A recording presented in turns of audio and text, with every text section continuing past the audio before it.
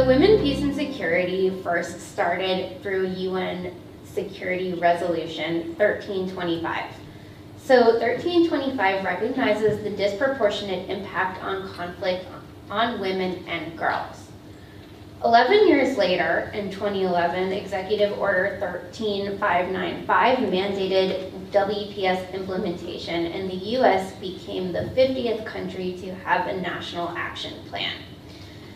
Following that, in 2017, the US WPS Act enabled comprehensive law for the DoD, Department of State, USAID, and the Department of Homeland Security, and made them implementing agencies of WPS so that they could create their own lines of effort and implement the initiative accordingly.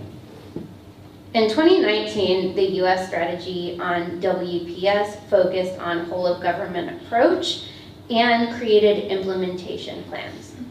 And then in 2020, DoD implemented the WPS Strategic Framework and Implementation Plan, which is DoD specific and directly impacts us now.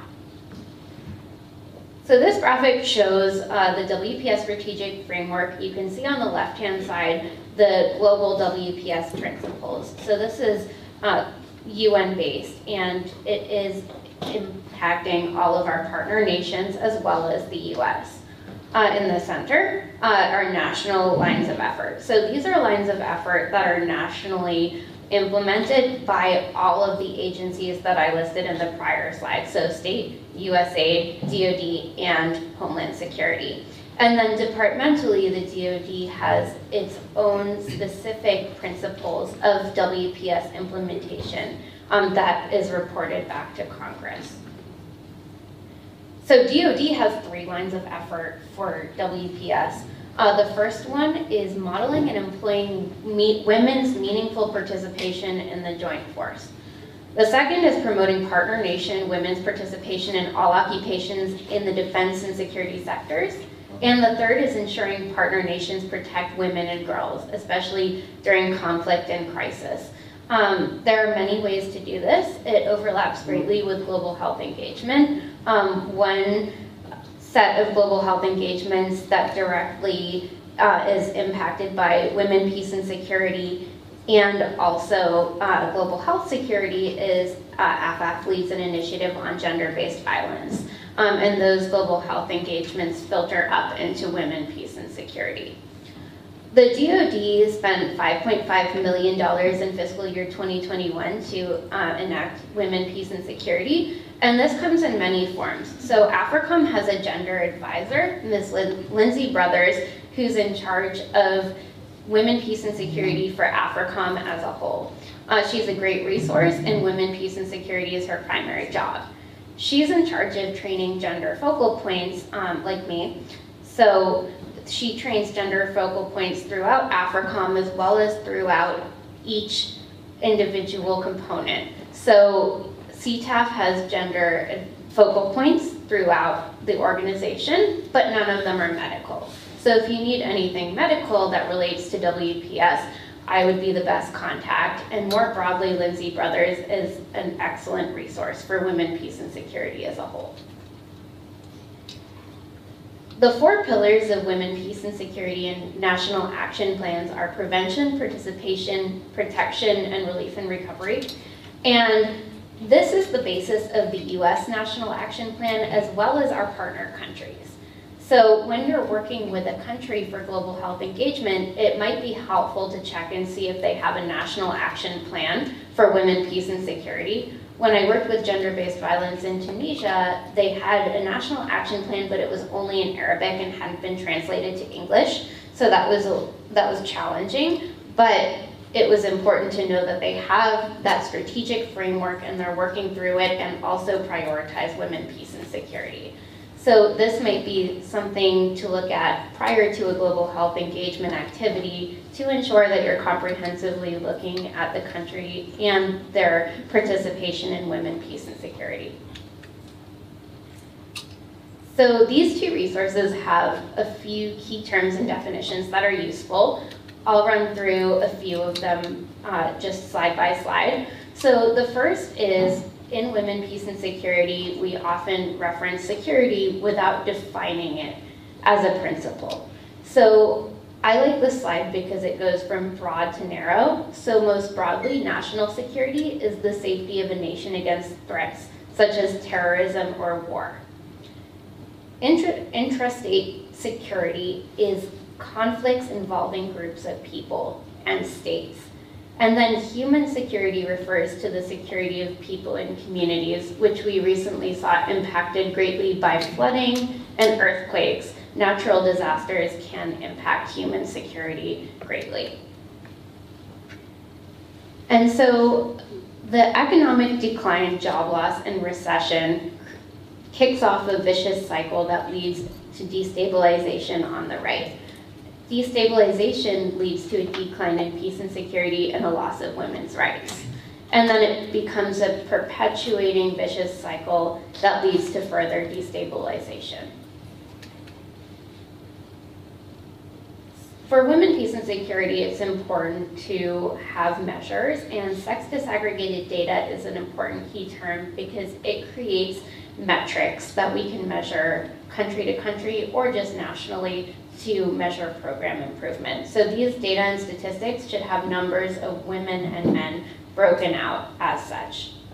A gender analysis refers to the variety of methods used to understand relationships between men and women, their access to resources, their activities, and their constraints. Gender norms are ideals about how men and women should act, which are internalized and learned in early life. A gender perspective exposes gender-based differences in status and power. So in the next section, I'll go over a little bit more of the overlap between women, peace, and security and global health security. And I really like this Melinda Gates quote to kick off this section, that history teaches that disease outbreaks play out with grim predictability and expose and exploit existing forces of marginalization, seeking out fault lines of gender, race, caste, and class. Global health security is prevention, early detection, and response to disease outbreaks so that they can be acted upon before they become emergencies.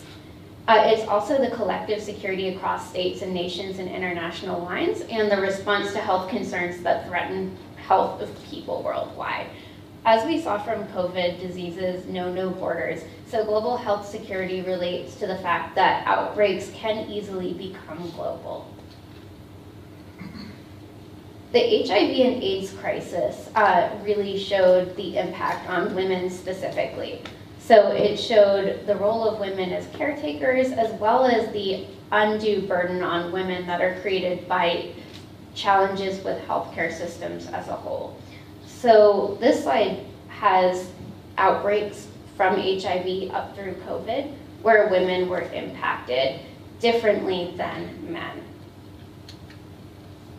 And a couple of statistics on this for COVID specifically was that women constituted 70% of healthcare workers during COVID, and only 25% of healthcare senior leaders were women. Another anecdotal statistic that I think is interesting is that countries with male leadership have a 6 times higher COVID-19 death rate than countries with female leadership. I try to take that with a grain of salt because the statistics don't necessarily show causation, only correlation. However, I find it to be interesting that countries that were female-led have different death rates. And as an epidemiologist, I like statistics a lot and metrics. So I actually usually routinely do a slide on how to determine whether women, peace, and security data are a good data source. Georgetown Institute for WPS indices tend to be what I consider an academically backed and useful data source. So WPS has an index that Georgetown measures that uses inclusion, justice, and security to measure women, peace, and security as a whole. They also have the Inform Index, which shows a country's vulnerability to crisis. So INFORM uses hazard and exposure, vulnerability, and lack of coping capacity. And then when you look at the WPS index next to the INFORM index, you can see how the WPS index, as it decreases, makes the risk of crisis go up. Not necessarily indicating causation, but again, correlational statistics here. So a couple of additional impacts of outbreaks, epidemics, and pandemics on women are increase in gender-based violence cases. Women and girls in COVID were isolated due to school closures and quarantine measures, and the restricted mobility created confinement with abusers in some circumstances, which became challenging globally, not just in the US and not just in our partner countries, but across the globe worldwide. Women's healthcare is also underfunded at baseline. So in strained systems, women's healthcare can be the first ones cut. For example, during times of COVID, HIV care was often trimmed. So lastly, my ask for you is that in exercise planning and medical planning, you incorporate gender perspectives into your concepts and your development of different scenarios. So take into consideration populations at risk, account for the DoD lines of effort in women, peace, and security, and then collecting sex disaggregated data is also important. I'm open to any ideas from you as well. Now, with you having the knowledge of women, peace, and security principles, going back to the exercise, if you have any questions on how to better implement these gender perspectives or these lines of effort, I am happy to answer them. And you can always use me as a resource.